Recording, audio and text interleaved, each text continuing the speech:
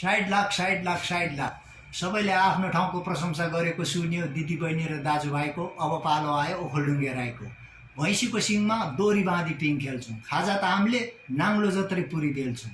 दुध त हामीले खड्कुलामा पकाउँछौँ। पानी माग्नेलाई दही खुवाएर पठाउँछौँ। मादल जत्रो त घिरौला नै फल्छ। 30 किलोको ढुङ्गा त छेला हान्ने बल्छ। केराको गरीले भुइँ छुन्छ। काटेर बोक्दा 4 डोको हुन्छ। 4 कोसा बेच्दा 200 हुन्छ। आलु त कोदालोले खनेर निकाल्छु भनेर नसोचे पनि हुन्छ। एकजनाले गल्लाउने, 2 जनाले हल्लाउने। घडी त हामीले लगाउनै छोड्यौँ। घडीको काम भालेले गर्छ। त्यही भाले किन्न 5000 पर्छ। सिसी क्यामेराको काम छानामाथि बसेर रुपीले गर्छ। नयाँ मान्छे आए कि क्यार गर्छ। सगरमाथा चढ्न जाने आँगनबाटै बाटो। सिद्धिचरण र व्याकुल माइलालाई जन्माएको माटो। विकासको त के कुरा गर्नु, खोलै पिच्छे पक्की र झोलुङ्गे पुल छ।